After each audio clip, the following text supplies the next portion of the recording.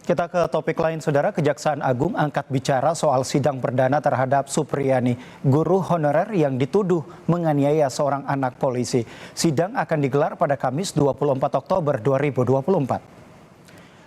Terkait desakan agar Supriyani dibebaskan, Kepala Pusat Penerangan Hukum Kejaksaan Agung Harli Siregar menjelaskan bahwa kewenangan penanganan kasus ini kini berada di tangan pengadilan. Dan terkait peluang bebasnya Supriyani dari dakwaan akan diserahkan pada proses pembuktian di persidangan. Laporan sosial yang disusun oleh pekerja sosial tenaga kesejahteraan bahwa terdapat indikasi yang kuat bahwa hal tersebut dilakukan oleh terdakwa. Nah, tetapi inilah nanti yang harus diungkap di dalam proses persidangan. Itu fungsinya persidangan yang terbuka ini.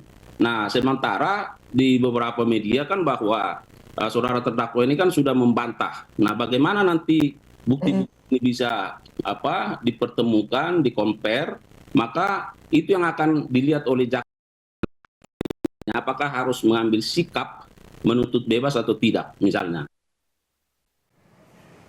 Sementara itu, terkait tudingan adanya permintaan sejumlah uang dari Ibda Wibowo Hasim sebagai pelapor, Kabid Humas Polda Sulawesi Tenggara Kombes Iis Kristian mengatakan tudingan tersebut tidak benar. Menurutnya, pihak kepolisian sebelumnya telah membuka ruang untuk menyelesaikan kasus ini melalui restoratif justice.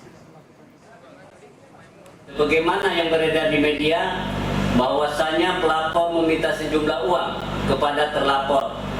Dalam kesempatan ini kami tegaskan bahwa itu adalah tidak benar dan merupakan sebuah hoax bahwa Polda Sultra dan Polres Konawe sudah melakukan langkah-langkah secara prosedural sesuai dengan peristiwanya dan fakta hukum yang termasuk juga perlindungan hak-hak terhadap terlapor, yaitu memberikan ruang restorasi, ruang keadilan, serta tidak melakukan penahanan selama proses penyidikan. Udah. Bagaimana Bu? Ibu Supriya, Ibu. Apakah betul kamu sudah ini? Apakah betul kamu melakukan sambil menangis itu? Iya. Udah. Mencari keadilan, itulah yang tengah dilakukan oleh Supriyani, seorang guru honorer di SD Negeri 04 Baito, Kabupaten Konawe Selatan. Dirinya dilaporkan atas dugaan menganiaya anak didiknya hingga mengalami luka di bagian paha pada 24 April lalu. Supriyani pun dilaporkan orang tua muridnya yang ternyata juga seorang polisi. Sudah mengakui semua perbuatannya. Dan saya tanya kembali ke pelaku, apakah betul kamu sudah ini?